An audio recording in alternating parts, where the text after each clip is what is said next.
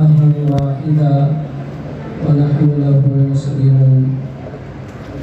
وقال النبي صلى الله عليه وسلم: كلكم راع وكلكم مسؤول عن رعيته، أو كما قال عليه الصلاة والسلام. محترم صدر سکریٹری صاحب اور دیگر مسجد اور مدرسے کے ممبران اور محترم اراکین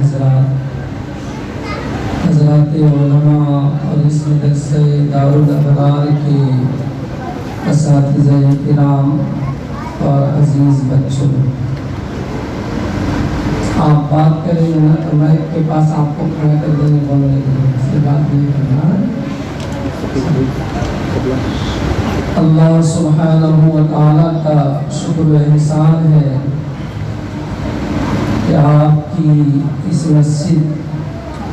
مسجد ابرار کے ماتحت چلنے والا مکتب مدرسہ دارالابرار کا سالانہ تعلیمی اور علمی جلسہ آج منعقد ہوا. بہت دیر سے طلبا اپنا پروگرام پیش کر رہے تھے اور آخر میں بھی ماشاءاللہ بہت عمدہ پروگرام پیش کیا گیا ہے. قرات، نعت، اس کے بعد پھر 40 حدیثیں، مکالمہ، بچوں نے حصہ لیا. اللہ تعالیٰ سب کو خوب ترقیوں سے نوازے اور اس کے پیچھے محنت کرنے والے ذمہ داران حضرات اور مدرسے کے اساتذہ کو اللہ جزائے خیر عطا فرمائے. دنیا میں بھی اور آخرت میں بھی اس کا بہترین بدلہ اللہ عطا فرمائے.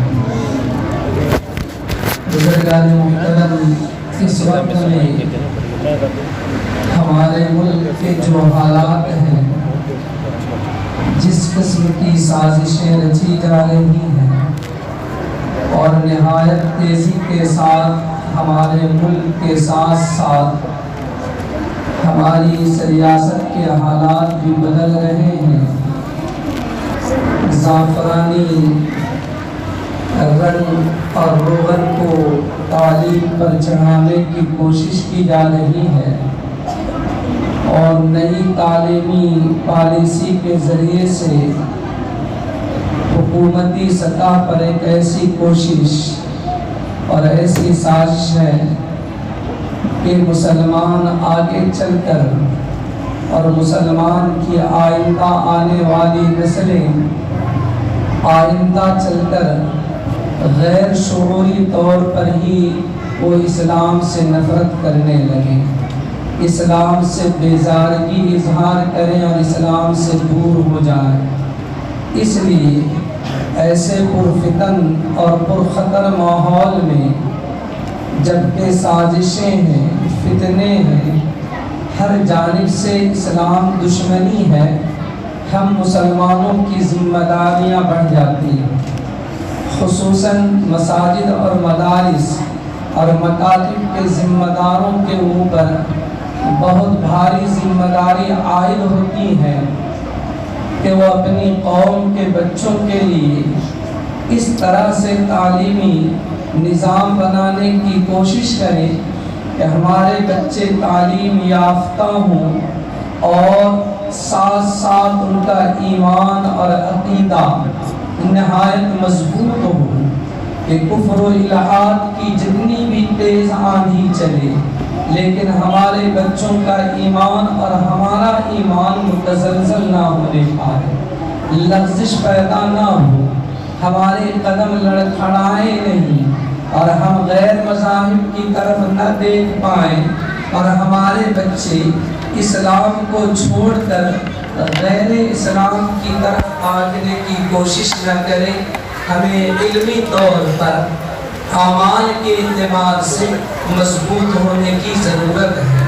بزرگان محترم، یہاں پر مرد و خواتین کا ایک بڑا مجمع ہے، اور میں سمجھتا ہوں کہ مرد حضرات سے زیادہ عورتیں اور خواتین میری مائیں اور بہنیں موجود ہیں، وہ بھی اچھی طرح سے سنیں اور وہ اپنے بچوں کی تربیت اور ان کی پرورش اس انداز سے کرنے کی کوشش کریں کہ آگے چل کر کے ہمارے بچے ہمارے لیے آخرت میں نجات کا ذریعہ بنے۔ قرآن مجید میں اللہ سبحانہ و تعالیٰ نے فرمایا کہ انما اموالکم و اولادکم فتنہ، تمہیں جو مال دیا جاتا ہے اور تمہیں جو اولاد دی جاتی ہے یہ تمہاری آزمائش کا ذریعہ ہے۔ اللہ مال دے کر آزماتا ہے کہ مال ملنے کے بعد یہ حدود میں رہتا ہے یا حدود سے تجاوز کر جاتا ہے۔ مالی فراوانی میں، مال کی محبت میں وہ کہیں حق کا راستہ چھوڑ کر کے باطل کا راستہ تو اختیار نہیں کر لیتا ہے، اور وہ مال کے فتنے میں مبتلا ہو کر کے اپنے دین و اسلام سے منحرف تو نہیں ہو جاتا ہے، اللہ سبحانہ و تعالیٰ سے بیزارگی تو اختیار نہیں کر لیتا۔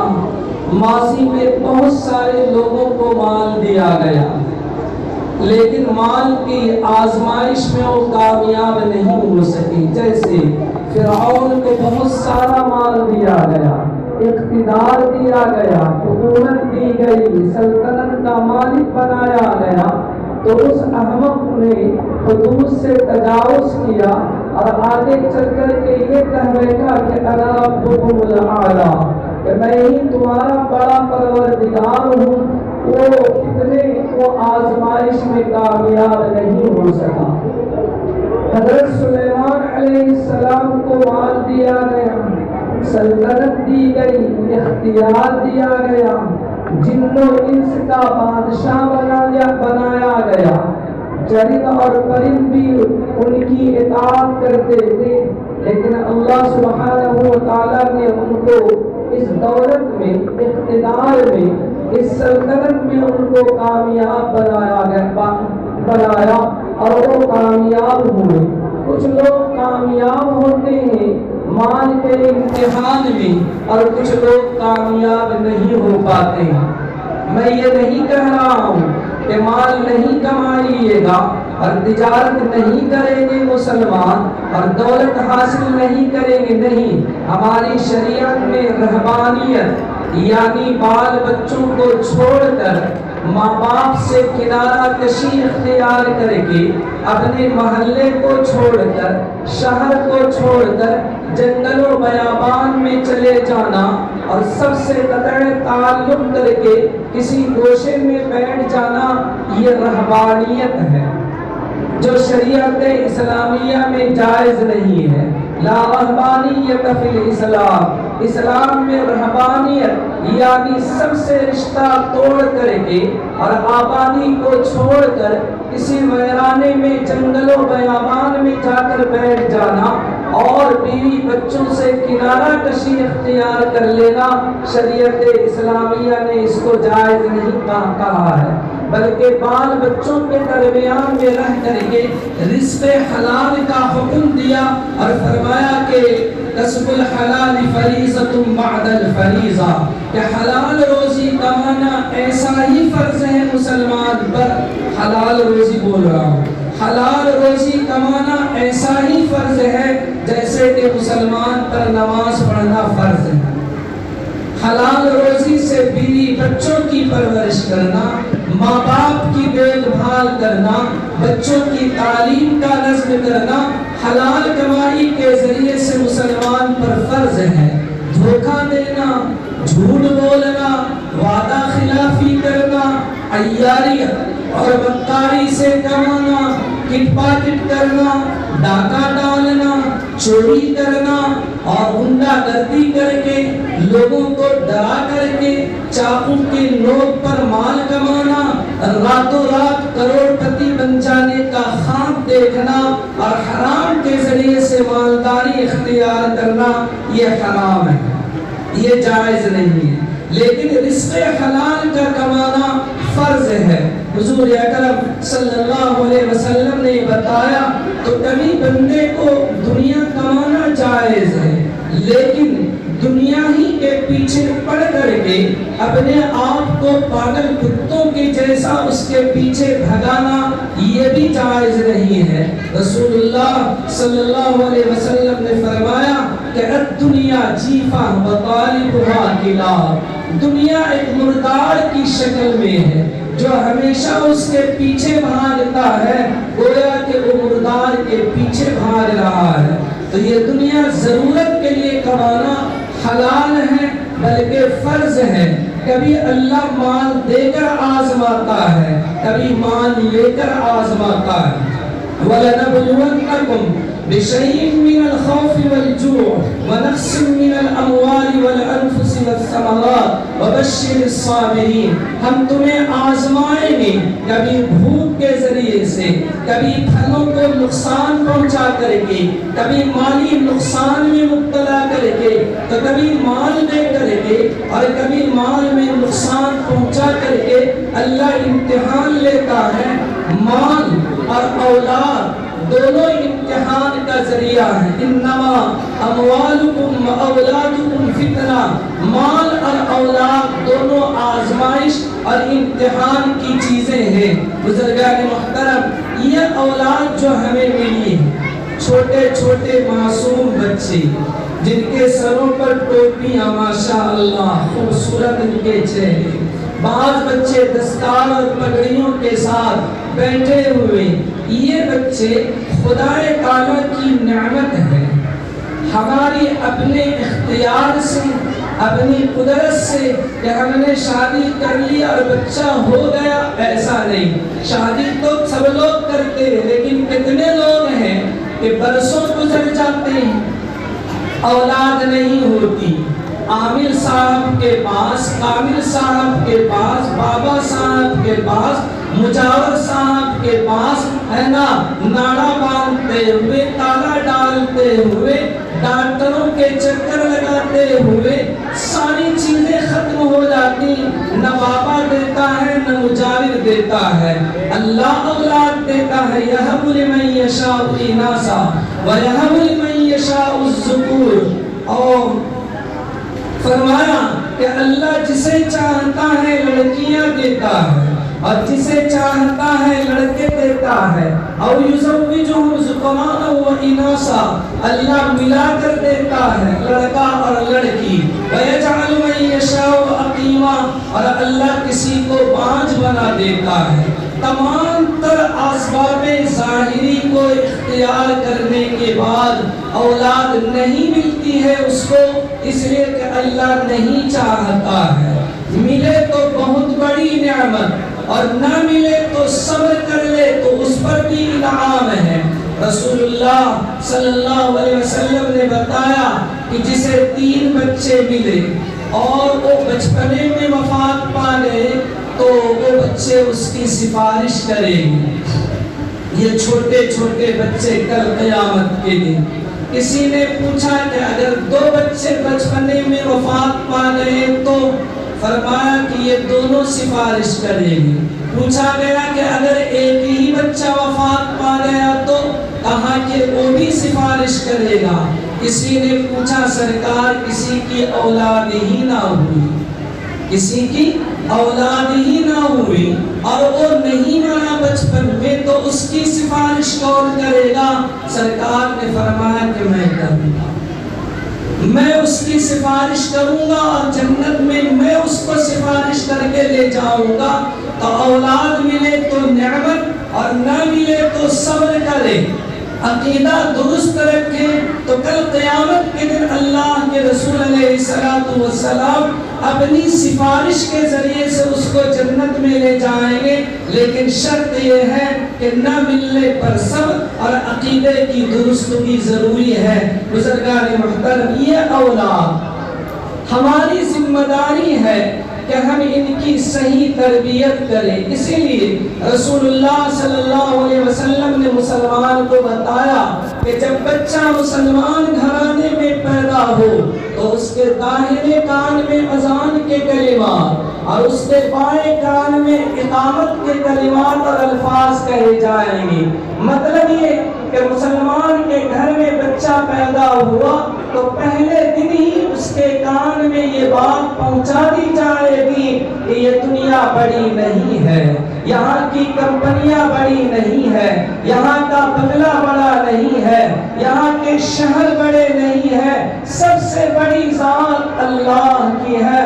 اللہ اکبر کے کلمات کہ اس کے کان میں ڈالی جائے گی کہ اس دنیا میں تم آئے ضرور ہو، لیکن یہ نہ سمجھنا کہ دولت بڑی ہے، سونے چاندی بڑی چیزیں ہیں، نہیں، اللہ کی ذات سب سے بڑی ہے۔ اور اقامت کے الفاظ بھی کہہ دیے جائیں گی، اس کے کان میں کہا جائے گا کہ اشہد ان محمد رسول اللہ، کہ میں گواہی دیتا ہوں کہ محمد اللہ کے رسول ہیں، یعنی پہلے دن ہی رسالت کا اعلان اس کے کان میں پہنچا دیا جائے اور یہ بتا دیا جائے کہ کامیابی اللہ کے رسول کی اطاعت میں ہے اور اللہ کے رسول کے نقش قدم پر چلنے میں مسلمان کی کامیابی ہوگی۔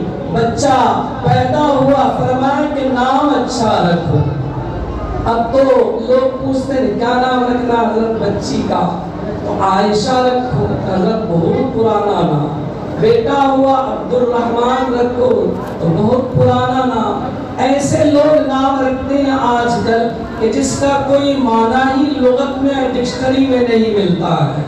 ایسے نام جو بے معنی ہو یا اچھے معنی والے نام نہ ہو، نہیں رکھنا چاہیے۔ حضور نے فرمایا کہ ان احب اسمائکم الی اللہ عبد اللہ و عبد الرحمن، فرمایا کہ سب سے اچھا اور بہترین نام عبداللہ اور عبد الرحمن ہے، یہ نام رکھا کرو۔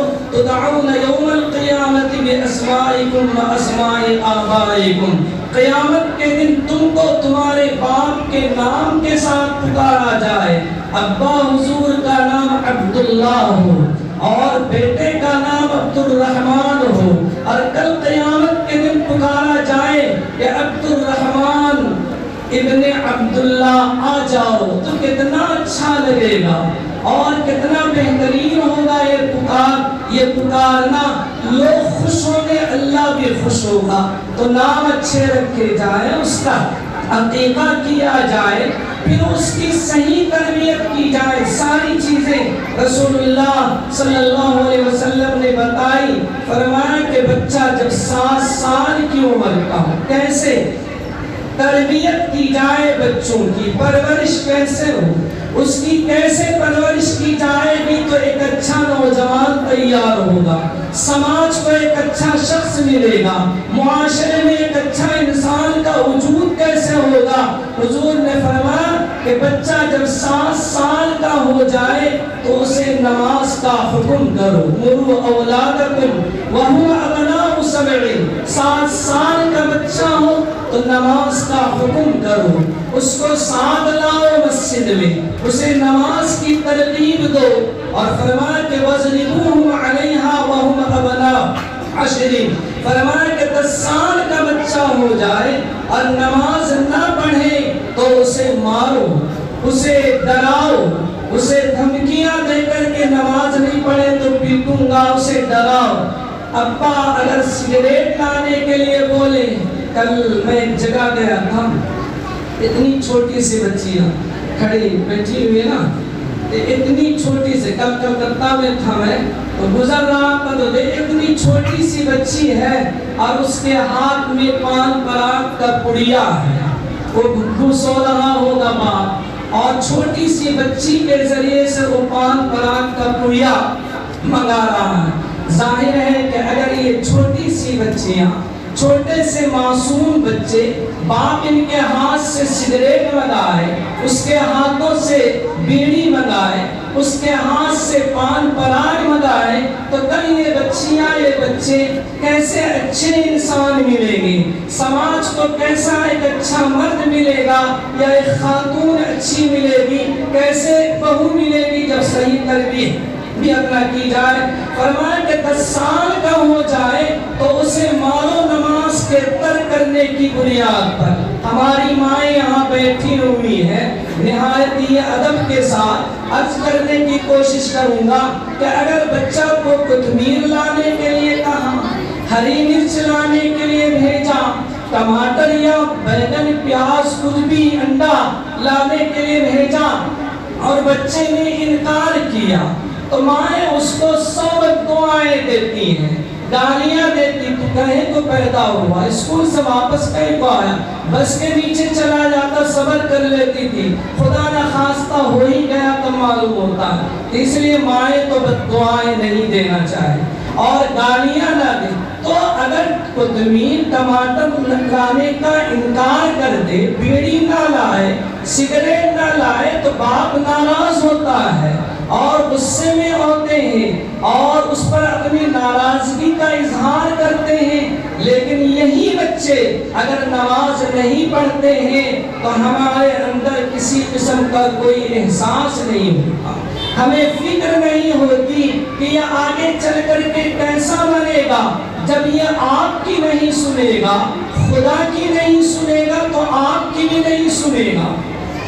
جب اس کو اللہ کا سننے والا، اللہ کی بات ماننے والا، اللہ کے حکم کو تسلیم کرنے والا آپ نہیں بنا رہے تو جو انسان خدا کی بات نہیں مانے وہ اپنے باپ کی بات کیا مانے گا، وہ اپنے بڑوں کی بات کیا مانے گا، وہ اپنے پڑوسیوں کا کیا ادب کرے گا، وہ اپنے بڑے بھائیوں کو اپنے باپ کا درجہ کیسے دے گا جبکہ ہم نے اس کو خدا کی معرفت نہیں دلائی، رسول اللہ سے اس کی معرفت، اس کو رسول اللہ کی معرفت نہیں دلائی۔ حضرات صحابہ کون ہیں، اولیاء کسے کہتے ہیں، عالم کسے کہتے ہیں، جب ہم نے ان کو پہچان نہیں دلائی تو ہمیں بھی نہیں پہچان پائیں۔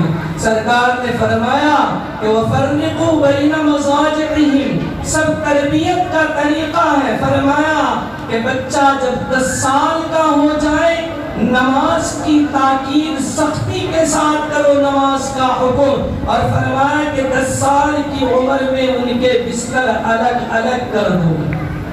یہ حضور نے 1450 سال پہلے آپ نے یہ حکم دیا، کیا کہ وَفَرِّقُوا بَيْنَ مَضَاجِعِهِمْ، بچہ جب 10 سال کا ہو جائے تو 2 بھائی ہیں تو دونوں کا بستر الگ، بھائی بہن ہے تو ان کا بستر الگ، ان کا اوڑھنا الگ، ان کا بچھونا الگ، ان کی کمبل الگ، الگ الگ سلاؤ ان کو۔ نگاہ نبوت اس زمانے میں دیکھ رہی تھی کہ ایک زمانہ آئے گا فلموں کا، اڑیاں تصویروں کا، ننگے پن کا، بے شرمی کا، بے حجابی کا، بے پردگی کا ایک دور آئے گا اور بچے کم عمری میں ہی وہ کام کر گزریں گے جو بڑے عمر میں لوگ پہنچ کر کرتے ہیں۔ حضور نے فرمایا کہ تربیت ایسی کرو کہ بچے کے اخلاق بگڑنے نہ پائے، ان کے اندر کوئی بری لت پیدا نہ ہونے پائے۔ اس لیے بھائی بہن ہی صحیح، 2 بھائی ہی سگے لیکن بستر الگ الگ کرو۔ گھر کی مائیں اہتمام کریں، گھر کے باپ اور ذمہ دار اس کا احساس رکھے، بچائیے نہ کیا ہوتا چلتا نہیں چلے گا۔ رسول اللہ کے حکم کی خلاف ورزی جب مسلمانوں نے شروع کی تو ہمارے بچوں کے اخلاق بگڑ گئے، ان کے اندر عادتیں غلط آ گئی۔ اس لیے حضور تربیت کا طریقہ بتا رہے ہیں۔ خصوصاً میں ماؤں سے گزارش کروں گا کہ وہ اپنے اخلاق بھی درست رکھیں، اپنے شوہروں کی اطاعت کریں، اپنے ساس سسر کی خدمت کریں، ایک اچھی بہو بن کر کے، سماج کی ایک بہترین خاتون بن کر کے آپ زندگی گزاریں۔ حضرت فاطمہ کو اپنا نمونہ بنائیں، سیدہ عائشہ رضی اللہ عنہا کی سیرت کو اپنی زندگی میں لانے کی کوشش کریں۔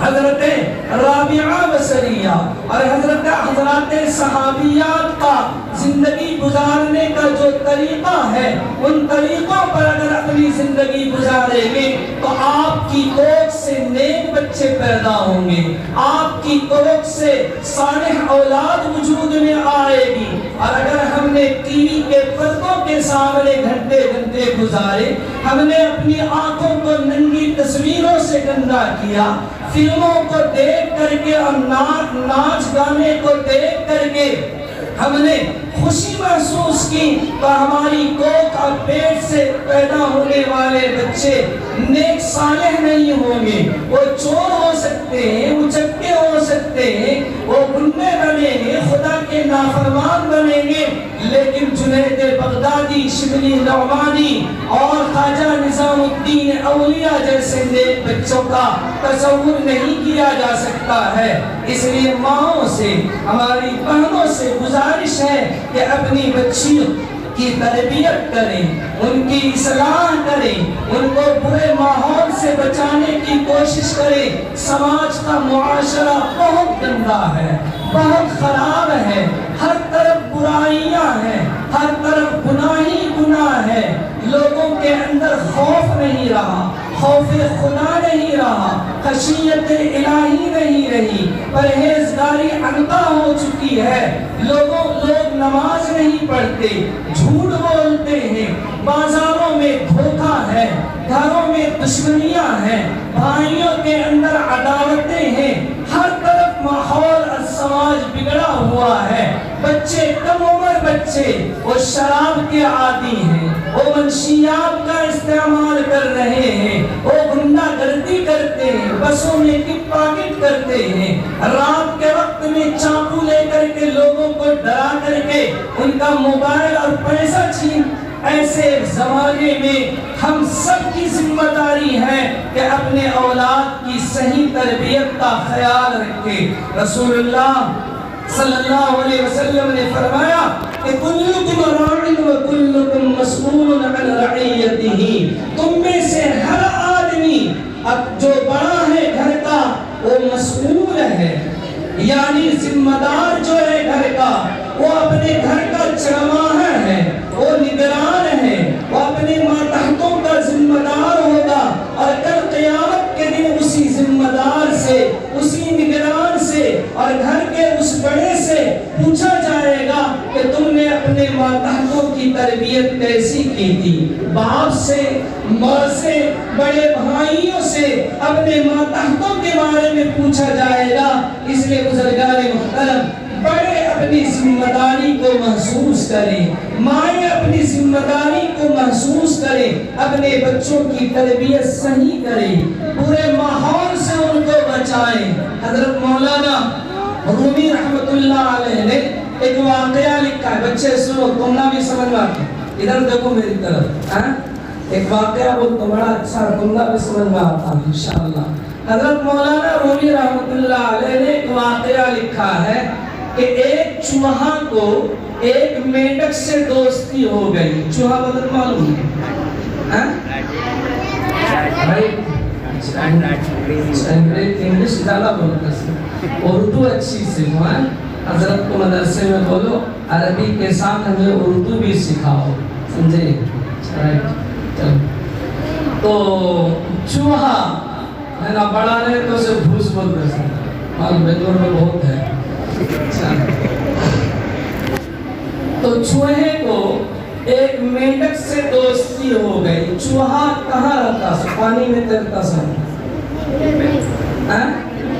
پانی میں رہتا، پانی سے باہر۔ آہی تو بولو۔ تو چوہا خشکی میں رہنے والا ایک جانور، اور میڈک معلوم اسے تھوڑے میڈک کرے کو بولتے ہیں، سو نہیں، کہاں رہتا سا؟ پانی میں رہتا۔ تو چوہا کو میڈک سے دوستی ہو گئی، اور دوستی ہوئی تو گہری دوستی ہو گئی، اتنی دوستی ہو گئی کہ ایک دن اگر چوہے کی ملاقات میڈک سے نہ ہو تو بے قرار ہو جاتا، پریشان ہو جاتا تھا، روزانہ ملاقات ہونا۔ تو کبھی چوہا کو خواہش ہوتی کہ میں میڈک سے ملاقات کروں، سنوایا؟ اب یہ تالاب کے کنارے جا کر بیٹھ جاتا چوہا کہ دوست پانی سے اب باہر آئے گا، ہے نا، لیکن کبھی دیر سے چوہا آتا باہر تو اسے تکلیف ہوتی، اب آتا جبلے کو رہتے نہیں، معلوم ہوا؟ ارے انتظار کرنے کا مطلب جبنا. تو کبھی چوہا انتظار کرتا رہتا، میڈک دیر سے آتا تو چوہے کو انتظار سے تکلیف ہوتی، پھر ملاقات. کبھی ایسا ہوتا کہ میڈک پانی سے نکل کر کے چوہے کے بل کے قریب آ جاتا اور چوہا ادھر ادھر چرنے کے لیے چلا جاتا، تو دیر ہوتی تو اس کو انتظار کی تکلیف ہوتی. عربی میں کہتے ہیں کہ الانتظار اشد من القتل، کہ انتظار کی تکلیف قتل کی تکلیف سے بڑھ کر کے ہوتی ہے. تو کبھی میڈک کو انتظار کرنا پڑتا، کبھی چوہے کو انتظار کرنا پڑتا. زمانہ ترقی نہیں کیا تھا، اگر ترقی کیا ہوتا تو میڈک بھی ایک موبائل لیتا اور چوہا بھی ایک موبائل لیتا. جیسے آج کل کے چھوکرے چھوکریاں، لڑکے اور لڑکیاں، موبائل کیا آیا، ایک مصیبت آئی، ماحول بگڑ گیا. اس زمانے میں ہوتا تو انتظار کی تکلیف نہیں کرنی پڑتی، تو دونوں کو انتظار میں تکلیف ہوتی. تو ایک دن دونوں مشورہ کے لیے بیٹھے، چوہا اور میڈک، اور کہا کہ یار کوئی ایسی شکل نکالو، ایسی تدبیر کہ انتظار کی تکلیف نہ کرنی پڑے. میری خواہش ہو تو میں فوراً بلا لوں اور تم چاہو تو مجھے فوراً بلا لو، تو کیا کروں؟ موبائل تو نہیں تھا. تو اس لیے دونوں نے مشورہ کیا کہ کوئی بڑا سا دھاگا خرید کر کے لائے، پیسے تو تھے نہیں. تو چوہے نے کہا کہ یہ ذمہ داری میری ہوگی کہ چلر دکان میں کھودوں گا، اندر گھسوں گا اور وہاں سے دھاگا لے آؤں گا. رسی کا ایک سرا، ایک کنارہ اپنے پیر میں تم باندھنا اور دوسرا کنارہ میں باندھ لوں گا. اگر میرا دل چاہا کہ ملاقات کروں، رسی ہلاؤں گا تو تالاب سے باہر آنا. اور میڈک نے کہا کہ میرا جی چاہا ملاقات کرنے کا، میں ہلایا تو تم بل سے نکل کر کے آ جانا. اب چوہا رات کو گیا چلر دکان میں، دھاگا لے آیا. دونوں نے صبح میں ایک ایک کنارہ اپنے پیروں میں باندھا. انتظار کی تکلیف ختم ہو گئی. چوہا چاہتا تو رسی ہلاتا تو میڈک تالاب سے باہر فوراً، اور کبھی میڈک کا جی چاہتا وہ ہلاتا رسی کو تو سمجھ میں آتا کہ دوست بلا لے کوئی کرے، تو وہ فوراً باہر آ جاتا. اس طریقے سے ایک دن، دو دن، کئی دنوں کے بعد دونوں باہر نکل کر کے آپس میں گفتگو کر رہے تھے، بات کر رہے تھے، دل بہلا رہے تھے کہ ایک چیل کی نظر چوہے پر پڑی. چیل بولے کہ معلوم ہے کوا سے ذرا بڑا ہوتا، کیا بولتے ہیں چیل. تو اس کی نظر، وہ چوہے کا دشمن ہوتا ہے، سمجھ میں آ رہا نا، وہ چوہے کا دشمن ہو. اس کی نظر اوپر سے پڑی تو فوراً وہ تیز رفتاری کے ساتھ نیچے آیا اور چوہے کو اپنے پنجے میں لیا اور پھر اڑتا ہوا دور چلا گیا. جب وہ دور گیا تو رسی کا کنارہ کس کے پیر میں تھا؟ میڈک میں. تو وہ جب چوہے کو اوپر لے گیا تو یہ میڈک بھی ساتھ ساتھ اوپر گیا، بغیر ٹکٹ کے جھولا جھول رہا تھا. کون؟ میڈک. چوہے کی موت تو اس لیے ہوئی کہ چیل اس سے دشمنی رکھتا تھا، لیکن میڈک کی جو موت ہوئی بغیر قصور جرم تو ہو گئی. اس میڈک نے غلطی یہ کی تھی کہ میڈک کو چاہیے تھا کہ وہ اپنے ہی تالاب میں رہنے والے جانور کے ساتھ دوستی کرے. اس سے میڈک کہاں رہتا تھا؟ تو اس کو چاہیے تھا کہ جو دوسرا جانور، میڈک کہاں ہے؟ پانی میں، اسی سے دوستی کرے. اس نے دوستی غلط کی خشکی کے جانور سے. جب غلط دوستی کی تو جب چوہے کی موت ہوئی تو بغیر موت کون بھی مارا گیا؟ میڈک بھی مارا گیا. مولانا رومی رحمت اللہ علیہ نے فرمایا کہ غلط صحبت کا اثر یہ ہوتا ہے کہ ایک اچھا انسان بھی ہم موت کے منہ میں پہنچ جاتا ہے. جیسے چوہا نے میڈک کے ساتھ دوستی کی اور میڈک نے غلط دوستی اختیار کی تو میڈک کی موت آ گئی. شاعر نے کہا کہ صحبت بد سے ہمیشہ بھاگ تو، صحبت بد کا مطلب بری صحبت، صحبت بد سے ہمیشہ بھاگ تو، ورنہ بن جائے گا کالا ناگ تو۔ صحبت بد سے ہمیشہ بھاگ تو، ورنہ بن جائے گا کالا ناگ تو۔ سر تیرا پتھر سے کچلا جائے گا، بدلہ تو اپنے ہی کیے کا پائے گا۔ اس لیے بزرگان محترم، آج کے اس برے ماحول میں گھر کے ماں اور بہنوں اور گھر کے بڑے مرد حضرات کی ذمہ داری یہ ہے کہ وہ اپنے بچوں کو برے ماحول سے بچانے کی کوشش کریں۔ میں شکر گزار ہوں ہمارے صدر صاحب کا، ذمہ داران کا، کہ انہوں نے مجھے دعوت دی اور یہاں کچھ کہنے کا موقع دیا۔ وآخر دعوانا